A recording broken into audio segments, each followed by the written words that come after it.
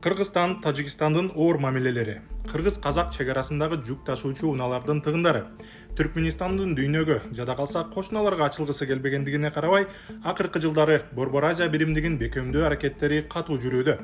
Муну Кыргызстан, Казакстан, Өзбекстан, Түркменистан жана Тажикстандын башчыларынын такай жолугушуулары да тастыктоодо. Чынында статистика көрсөткөндөй, кошуналардын биримдиги Борбор Азияны көрүнүктүү күчкө айлантып, дүйнөлүк майданда аймактын кызыкчылыктарын коргоого чоң салым кошот. Алсак, Борбор Азияда 60 миллионго жакын калк жашайт. Жалпы экономиканын көлөмү 350 миллиард доллардын тегерегинде. Эбегейсиз жаратылыш ресурстары жана чоң коргонуу потенциалы бар. Мындан тышкары, Борбор Азияда бирдиктүү коркунучтар жок эмес. Ошондуктан биригүү маселеси эгемендикти алгандан кийин көтөрүлө баштаган. Бирок андан бери 30 жылдан ашык убакыт өттү. Бул пландар дагы эле сөз бойдон калууда. Эмне үчүн Борбор Азия биримдиги ишке ашпай жатат? Жакынкы келечекте биригүү мүмкүнбү? Борбор Азия өлкөлөрү Орусия, Батыш, Кытайсыз саясат жүргүзө алабы? Ушул суроолорго жооп издейбиз. Атым Арген. Бул видеону аягына чейин көрүңүз. 14 сентябрда Борбор Азия башчыларынын 5-чи консультативдик жолугушуусу Дүйшөмбү шаарында өттү. Бул жолугушууда аймактын жетекчилеринен тышкары Азербайжандын президенти Илхан Алиев дагы катышты. Саммиттин жыйынтыгында транспорттук, гуманитардык кызматташууну өнүктүрүү тууралуу 5 документ бекитилди. Азырынча бул өзгөчө ыйгарым укуктары бар эл аралык институт эмес экендигин түшүнүү зарыл. Аты эле айтып тургандай, бул консультативдик жолугушуу. Башчылар жолугушуп пикир алмашкан эле аянтча. Биригүү демилгелери 90-жылдардын башында эле жарыялана баштаган. Анткени Советтер Союзунда өлкөлөр энергетика, транспорт, экономикада бири-бирине көз каранды болушкан. Мисалы, суу менен энергетика тууралуу. Кыргызстан менен Тажикстан кошуналарга жайында суу берсе, Казакстан, Өзбекстан кышында аларга электроэнергия экспорттап турган. Бул аймактык кызматташуунун бир эле мисалы. Биринчи жолугушуулар 1991-1993 жылдары Ашкабад жана Ташкентте өткөн. 1994 жылы Борбор Азия экономикалык кызматташтыгы түзүлүп, интеграция күч алган. Бирок кийин уюмга Орусия кошулуп, Борбор Азия кызматташтыгы токтогон. Анткени Орусиянын президенти Владимир Путин Евразия экономикалык биримдигин түзүү демилгесин жарыялаган. Өзүңөр билгендей, бул биримдикте башында Орусия, Беларусь жана Казакстан кирген. Кийин ага Кыргызстан кошулду. Евразия биримдигине кошулуу Өзбекстан, Тажикстан, Түркменистанга дагы сунушталган. Бирок бул өлкөлөр андан баш тартышкан. Негизи эле орусиялык эксперттер Борбор Азияда Орусиясыз эч кандай биримдик болушу мүмкүн эместигин билдирүүдө. Алардын ичинде орусиялык саясат талдоочу Аждар Куртов.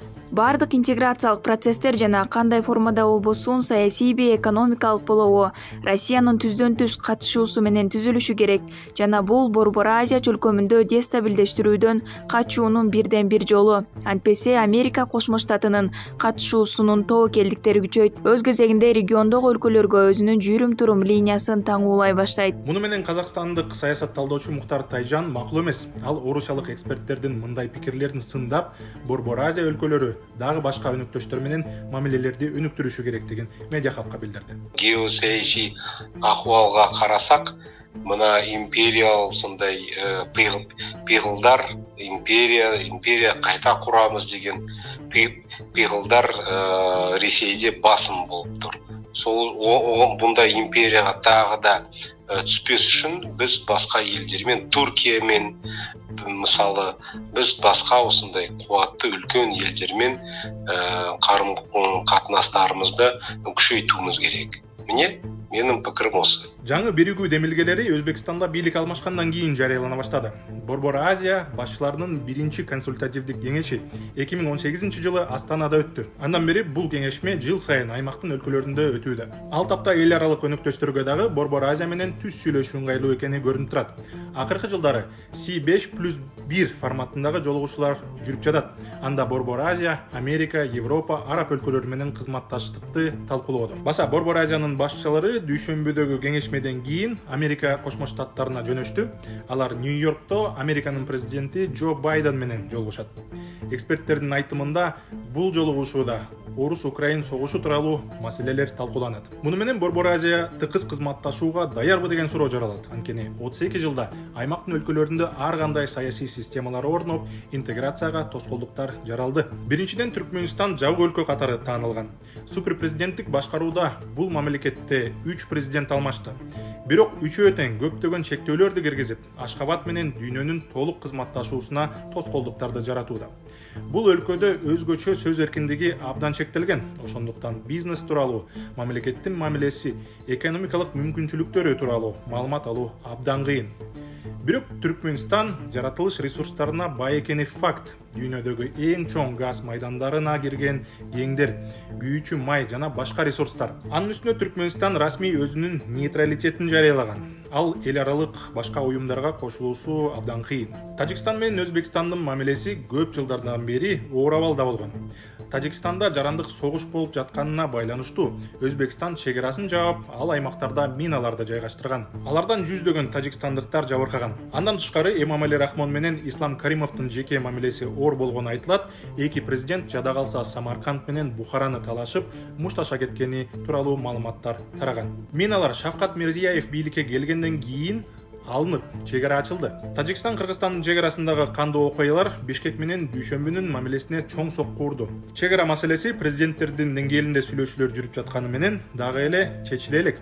Учурда Тажикстанда УКМК башчысы Камчыбек Ташиевдин чегара тууралуу сөздөрү катуу сындалып жатат. Бирок ошол эле мезгилде айтып коюшум керек, биздин мамлекетибизге өткөн жылы агрессия болгондугу бул анык, чын. Жана мындан ары андай агрессияга биз жол бербейбиз. Мен ошол комиссиянын төрагасы катары айтар элем, ушуга чейин бизге биздин коңшубуз Тажик республикасында биздин мамлекетибизге чегара дооматын коюп келишкен, территориялык дооматтарды коюп келишкен. Биз ал территориялык дооматтарына ар дайым жооп берип келгенбиз, эч кандай территориялык дооматтар болбошу керек деп. Биз жакын күндөрдөн бери жаңы документтерди таптык. Ошол документтердин негизинде биздин кыргыз мамлекетинин көптөгөн жерлери ушу Тажикстанга өтүп кеткендигин биз билебиз. Жана ошону тактап, юридикалык, тарыхый документтер менен тактап бере алабыз. Ошонун негизинде, эгерде биздин коңшу мамлекет биздин Кыргызстанга койгон территориялык дооматтарынан баш тартпай турган болсо, анда биз өзүбүз юридикалык жактан ошол коңшуларга территориялык дооматтарды биз коебуз. Бул видео тарагандан кийин Тажик Тышкы иштер министрлиги Дүйшөмбөдөгү кыргыз элчисин чакырып эскертме берди. Бул эки өлкөнүн мамилеси дагы эле оор абалда экенин көрсөтүүдө. Казакстан менен Кыргызстандын чегарасындагы такай жаралган жүк ташкан машинелердин тыгындары дагы өлкөлөрдүн ортосундагы келишпестиктерди көрсөтүүдө. Бул маселени чечүүгө Кыргызстан дүйнөлүк соода уюмуна дагы, Евразия биримдигине дагы кайрылган. Бирок тыгындар дагы эле жаралууда. Ошол эле убакта өлкөлөр ар кандай эл аралык уюмдарда катышуусу боюнча биримдик жок. Шанхай кызматташтык уюмунда Түркмөнстандан башка бүт Борбор Азия өлкөлөрү катышат. ОДКБда Кыргызстан, Тажикстан менен Казакстан. ЕСК Кыргызстан менен Казакстан.